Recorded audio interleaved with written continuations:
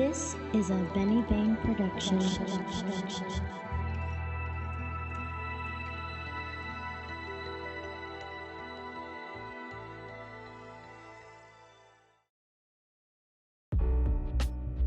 What's up? I'm Benny Marcelli, and this is the CLOUT'less Podcast. First off, this space ain't about glorifying nothing. It's about building through the process with dedication, determination, and resilience. Here at CLOUT'less, we don't just want to motivate, we aim to inspire. I want to thank you for sharing your time, space, and energy with me. It's greatly appreciated. Follow me on Facebook, Insta, and Twitter at Benny Marcelli. On today's podcast, we're going to talk about being broke, doing dope, and homelessness with Jimmy Nichols. Jimmy, thank you for tapping in, brother. How you doing? Jimmy, born and raised, Charleston, West Virginia. Just love my kids, man. Okay, Jimmy, so I want to start off by getting a little bit of background from you. Just give us a little bit about yourself and bring us up to the point where we are right now today. Okay, so born and raised on the west side of West Virginia, Charleston, West Virginia. Tuscaloosa, Stonewall Cap. My mom and dad sold dope, did dope. And so growing up, we had everything we wanted financially. What we didn't have was all the love that was needed. So me, my mom, and my brother used to have to sleep on the streets because of my dad's violence. Then that caused me to have a lot of problems in school, searching for attention. 16, I get shot and kind of changed my life around. So I started doing poetry in front of schools, churches, juvenile centers. 18, found out my dad wasn't my real dad. It's an identity crisis in and of itself. A little bit after, I fell into drug use, started doing prescription pills, became a heroin addict. So I went to California, Los Angeles in 2014, tried to get sober. Stayed there for about 6 months, thought I had some stuff together and I didn't. So I came home, stayed here for about 6 months. At this time, I got 4 kids, not taking care of my kids, not doing what I'm supposed to do, fall back into heroin use. So I'll go back to California, man, and try to get sober again. Ended up out there for the last 7 years. Ended up going to prison out there. I was a crystal head. I was homeless, smoking dope, and did about 2 years in the pen and turned my life around. And so I got out last year, started working, teaching groups in LA, became a house manager in a rehab in Bel Air, got off parole, moved back here about 8 months ago. Now I'm 3 years sober, taking care of my kids. I work and got a lot of vision for the future, a lot of vision. That's what's up, brother. That is a true blessing. One of the things that I really wanted to touch on was what made you decide to go to Los Angeles?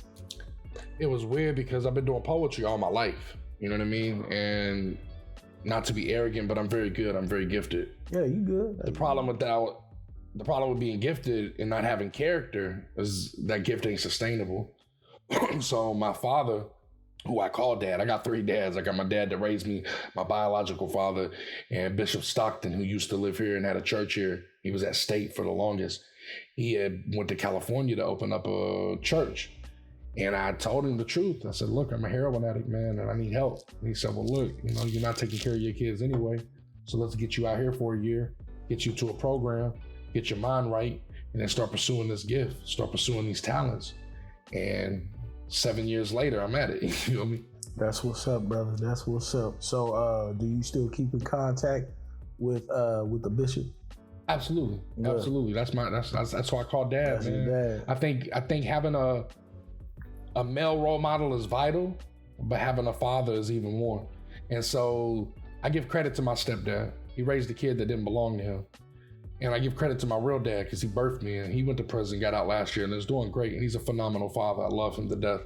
But Bishop, man, that man's irreplaceable in my life. To take a young man like I was, who had all these father issues, didn't realize I had them, but I had them.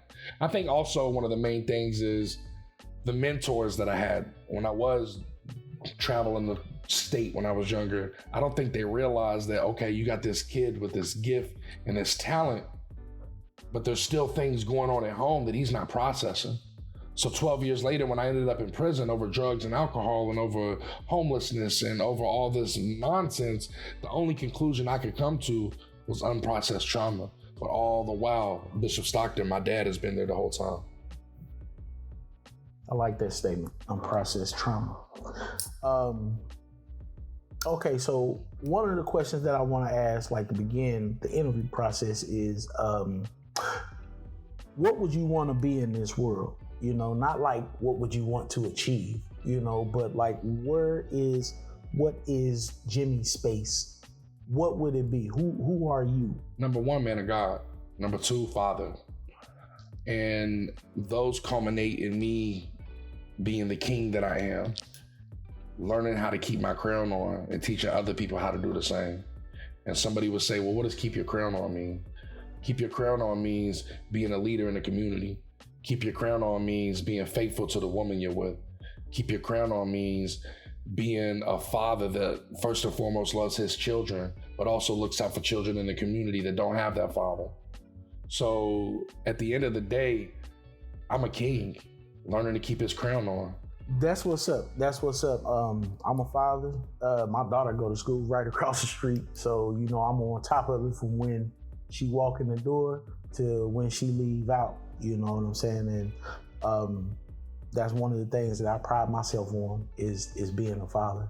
Like, it's just like when you become a father, not because I became a father at a younger age. And, you know, that was around the time I got locked up. I wasn't in my oldest daughter's life, you know, for an extended period of time, 12 years. Really up to this point, you know what I'm saying? Like, since my mom passed, you know, our bond kind of grew a little bit closer, but I wasn't ready for that at that moment, you know what I'm saying? So it took a lot of growing for me to do. That's one of the things that I pride myself on, is being a father. And you know, when you answer that question, you know, to me, that's like the first thing that pops up when I ask, because this is something that I ask myself every day, like these 5 questions.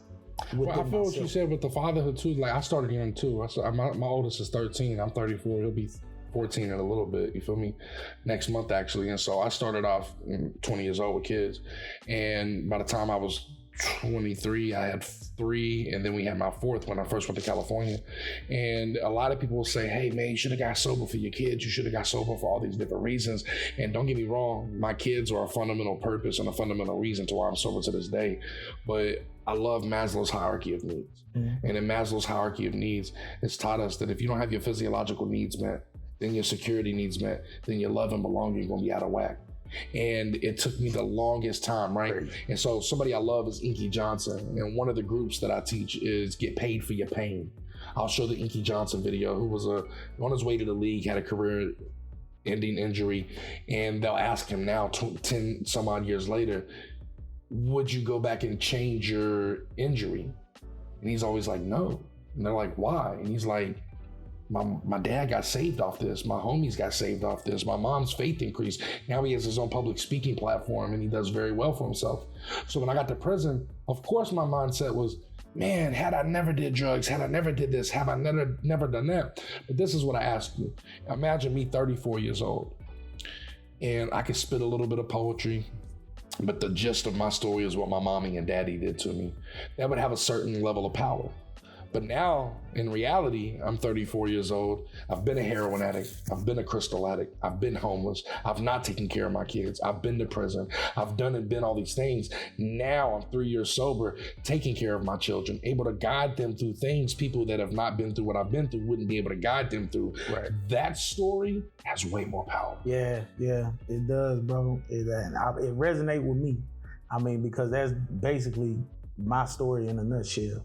Probably millions of other brothers' story in a nutshell too. A lot of the times we don't really get credit for the courage that it takes to really change. You understand what I'm saying? And it is, and it, you know, for me, like as a black man, it just seems like our culture is being taken over by like the gangster shit. You know what I'm saying? And I mean, like I come from that, so. One thing I know, any level-headed individual, bro, even if you come from that, you gonna do whatever you can, kicking, scratching, screaming to get up out of it. You know what I'm saying? If you're really from it.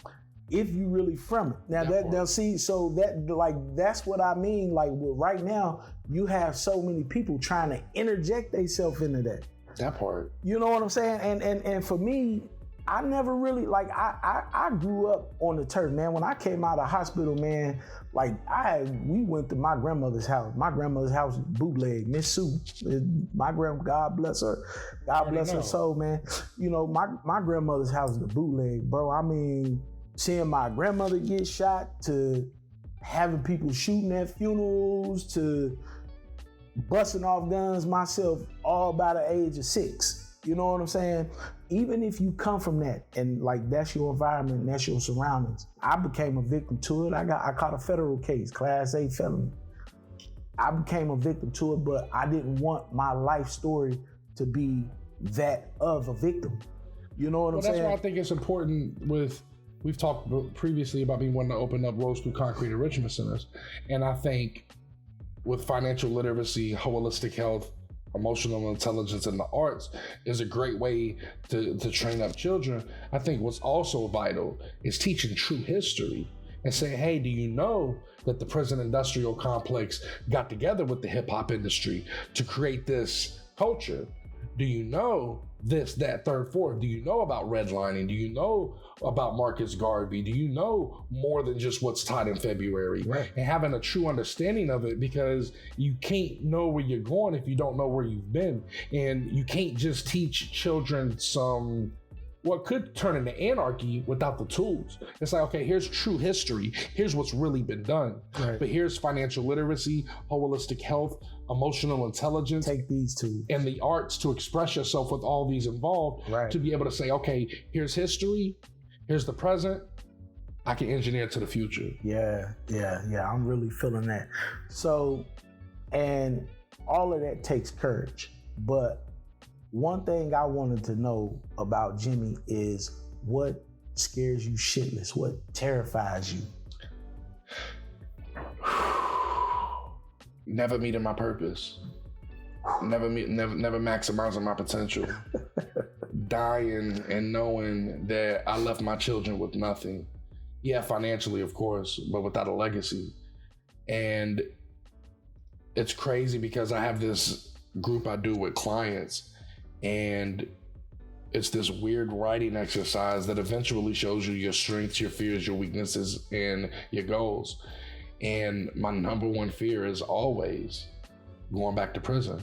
And it's not that I necessarily fear prison, because I'll be honest with you, there are aspects of prison I miss. I learned how to play chess. I read a gang of books. I came out in the best shape of my life. And I had the ability to sit down, because you either leave prison a better person or a better criminal. Right. Unless you don't spend time with nobody in there. Right. And so I took that time to become a better person. But I remember when the judge told me 4 years. See, I had just did 5 months in county fighting a case of felony burglary and a strike. And they had given me a housing program. And I thought, you know what? I'm just going to get out. I'm going to smoke weed, and I'm not going to touch stuff that don't belong to me. Right.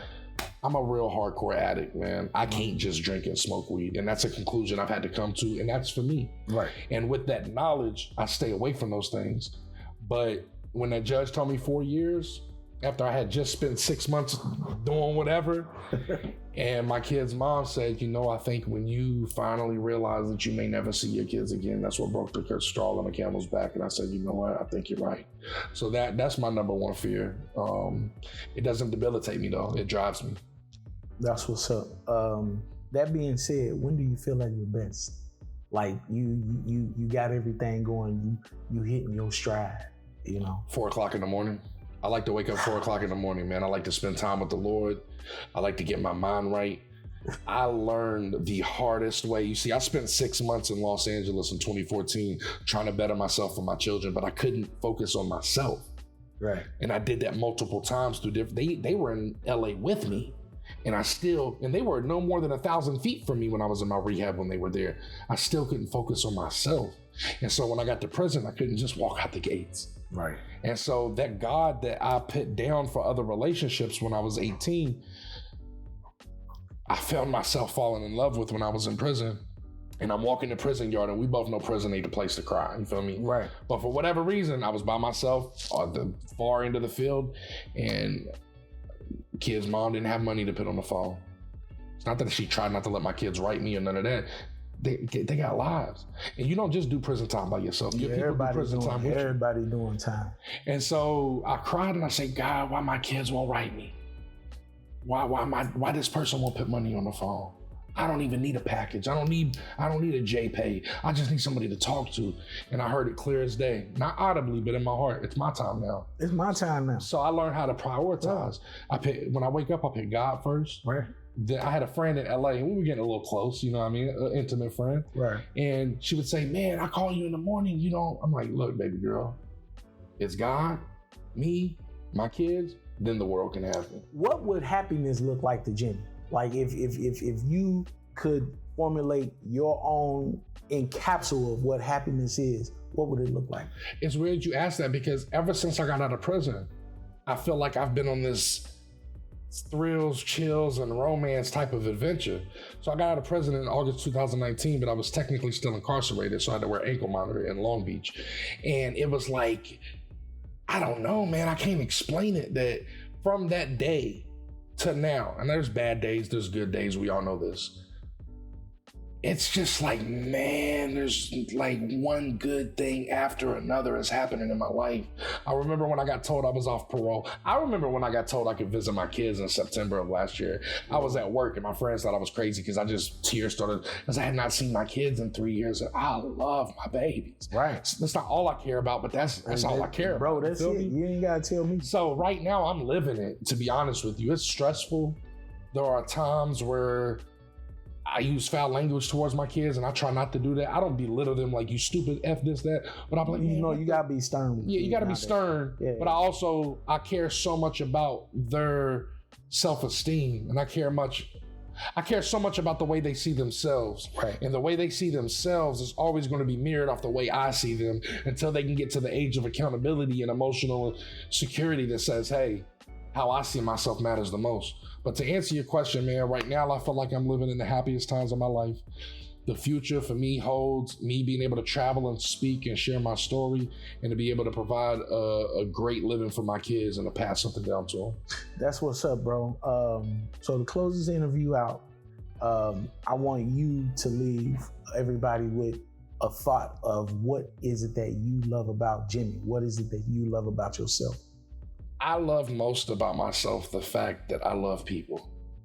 Yeah, I can do poetry. Yeah, I can speak. Yeah, I got this ability to be a chameleon and go, whether it's South Central, Skid Row, the west side of Charleston, Beverly Hills. I know how to groove, you feel me? But none of that means anything if my compass wasn't the love for people. Right. Because you got lots of people with gifts and skills, and you got lots of people with talents. But what you truly, truly believe, I don't need you to tell me. I'm going to see it. And what nobody could ever deny about me is that I love people. And that mixed with the gift, it's a superpower. Bro, listen, I want to tell you, man, I understand because I carry that same burden. You know what I'm saying? I carry the same burden. It's for me, like if I'm not doing something that makes somebody else happy, gives somebody else some fulfillment, some type of insight, help them ascend in a certain way, then I feel like my moment on this earth is purposeless. That moment. And I don't want to live no moment on this earth purposeless. I mean, I spent over 4,300 days in federal prison, man, figuring out ways to better myself. You know what I'm saying? And even when I went back for violations, you know, people look, damn, you going back to prison, blah, blah, blah, blah. Bro, it was a time I went in the courtroom knowing I was gonna go back to prison. My last time, it was for a violation. I ain't even do nothing. It was a technical violation. I just told the PO, no, I'm not coming to no more meetings. We're gonna have to get a revocation hearing. You understand? Because I'm not doing no more paper. At this point, I had completed 65 months of the 60 months that I was sentenced to do as far as supervised release. And I had got to the point, no, I'm not doing no more. And you know, I went in the courtroom, you know, that everybody that, you know, listen, Mr. Green, you doing good, maintain the job, you in school, you blah, blah, blah, this, that, and the third. Just tell the judge, give you some more paper, they gonna leave you out on the street, blah, blah, blah, blah, blah. As soon as he told me to speak up, you know what I told him, Jimmy? What's that? Listen, I don't care what the verdict, what the decision gonna be in here today with the judge and the courts. One thing I know, I'm not leaving out of here with no more supervised release.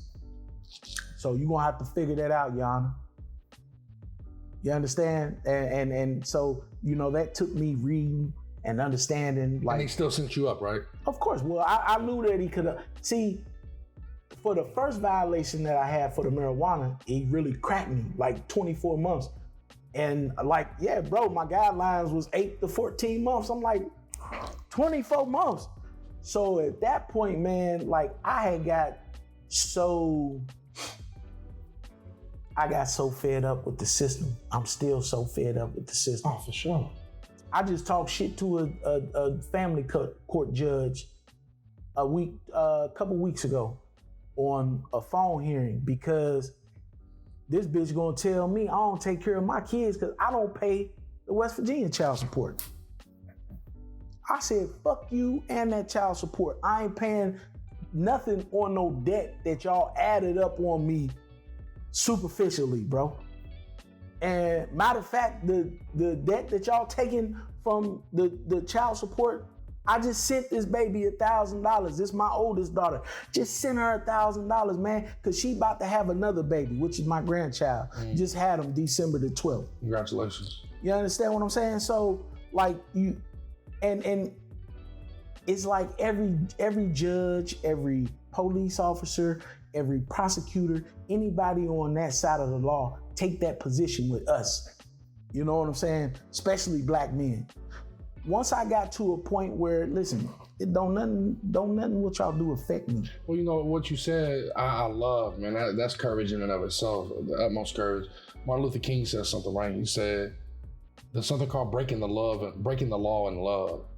It means there's a law you feel is unjust, you're gonna break it, but you're gonna face the consequence. And you're gonna face it willingly. No question. Because we have a mutual friend, right? It's crazy he said that because I was in that bitch for 365 days, every day smiling, bro. I promise you. That part.